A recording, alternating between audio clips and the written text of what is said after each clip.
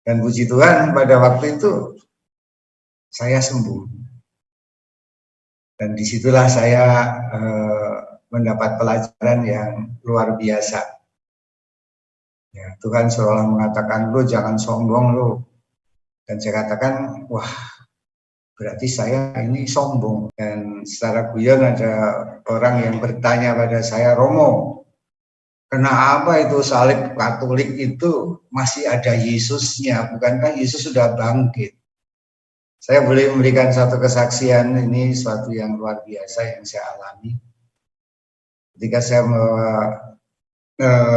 berziarah ke Roma dengan orang-orang tua, dan kita membawa seorang dokter karena bawa orang-orang tua yang rentan sakit.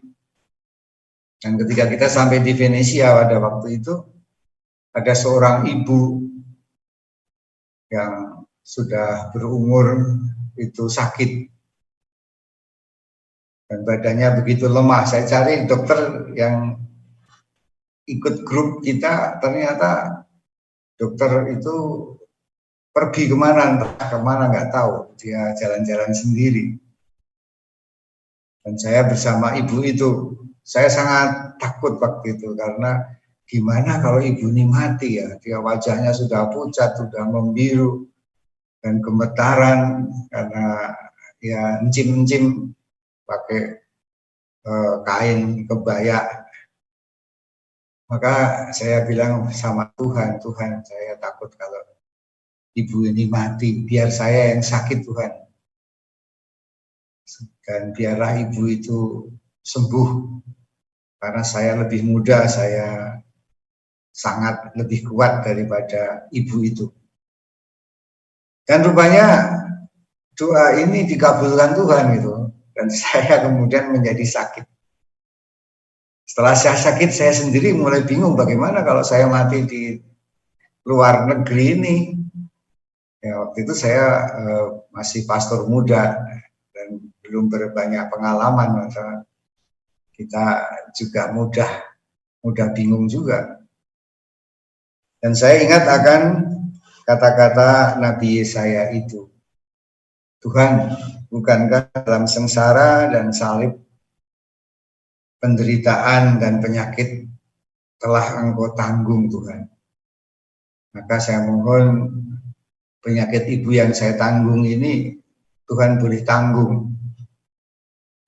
Dan puji Tuhan pada waktu itu saya sembuh. Dan disitulah saya mendapat pelajaran yang luar biasa. Ya, Tuhan seolah mengatakan, lu jangan sombong lu. Jagoan mau menanggung penyakit orang. Setelah diberi kesempatan menanggung penyakit orang, ternyata kamu teriak-teriak minta tolong sama aku. Ya, tapi di situ merubah suatu spiritualitas atau suatu pemikiran saya. Kalau saya mendoakan orang, saya berpikir bahwa orang di depan saya, kemudian saya, dan Tuhan di belakang saya gitu. Jadi Tuhan berkarya melalui saya, memberkati melalui saya. Tapi kalau penyakit orang hilang juga lewat saya gitu. Maka kemudian terjadi apa yang disebut transferring. Kita tertransfer oleh penyakit orang itu karena rahmat mengalir melalui saya, tapi sengsara derita juga melalui saya juga. Dan saya katakan, wah berarti saya ini sombong karena menganggap Tuhan di belakang saya. Dan peristiwa itu membuat saya menjadi sadar bahwa bukan saya di tengah-tengah antara Tuhan Yesus dan orang sakit, tetapi Tuhan Yesus berada di tengah-tengahku. Jadi orang sakit, Tuhan Yesus, dan baru saya. Saya mendengarkan apa yang dikehendaki Tuhan, dan Tuhan juga memberikan berkat bagi orang itu dan bagi saya juga. Bukan saja saya menjadi agen tunggal untuk penyembuhan, ternyata tidak. Bahwa Tuhan hadir di tengah-tengah kita, Dia tinggal di tengah-tengah kita. Sabda telah menjadi daging dan tinggal di tengah-tengah kita. Tuhan ada di tengah-tengah kita. Maka Dia memberkati orang-orang sakit dan memberkati diri kita juga. Nah, kita harus sadar bahwa salib Tuhan bernilai penebusan, penyelamatan. Dan secara guyon ada orang yang bertanya pada saya, Romo, kenapa itu salib Katolik itu masih ada Yesusnya? Bukankah Yesus sudah bangkit? Dan di gereja kami itu kosong salibnya karena Yesus sudah bangkit, begitu kan? Kenapa kok orang Katolik itu masih pasang Yesus dengan korpus tergantung di salib gitu? Dan saya mengatakan, Mas, di Golgota itu ada 3 salib. Ada 2 salib penjahat dan ada 1 salib Yesus.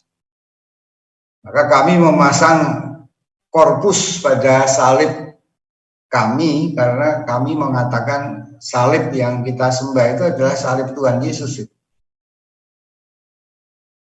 Kalau salib di tempat kamu kosong itu berbahaya, itu salib penjahat apa salib Tuhan. Jangan-jangan itu salib penjahat. Ya, ini suatu juk. Ya. Tapi kita boleh merenungkan ya apa bedanya salib penjahat dan salib Tuhan. Ya. Penjahat itu menanggung salib. Hukuman salib karena dosa dan kesalahannya sendiri. Maka Yesus disalib bukan karena kesalahan. Ya, penjahat itu mengatakan kita ini disalib karena kesalahan kita, maka kita layak disalib. Tetapi orang ini, Tuhan Yesus ini, dia disalib bukan karena kesalahan, tapi kesalahan orang lain, dan dia disalib demi ketaatannya kepada Tuhan. Maka dikatakan bahwa siapa yang mau mengikuti Yesus ya harus berani menyangkal diri dan memanggul salib. Nah, kita harus menjadi sadar gitu, salib yang kita panggul itu salib dari Tuhan karena kita ini taat kepada Tuhan seperti Tuhan Yesus taat kepada Bapaknya meskipun sangat berat dan mengatakan kalau bisa piala ini berlalu daripadaku, tetapi bukan kehendakku tapi kehendakmu. Maka kita memanggul salib karena melakukan kehendak Tuhan. Bukan menanggung salib karena kesalahan sendiri. Banyak orang yang mengatakan kami baru memanggul salib Tuhan Romo. Tapi itu bukan salib seperti yang ditanggung Tuhan Yesus, karena itu salib karena kesalahanmu sendiri, karena kamu malas atau mungkin kamu teledor atau kamu bikin kesalahan dan kamu harus dihukum seperti penjahat itu. Maka dalam mengikuti Tuhan Yesus kita menyangkal diri kita. Artinya bahwa karena kita melakukan kehendak Tuhan, ya kita kemudian menyangkal kehendak kita, keinginan-keinginan kita. Bacaan kemarin mengatakan kamu ini milik Tuhan. Kamu ini milik Tuhan. Maka jangan menyerahkan dirimu kepada kebencian, kemarahan, pada keserakahan, kedagingan. Karena kita milik Tuhan ya melakukan kehendak Tuhan.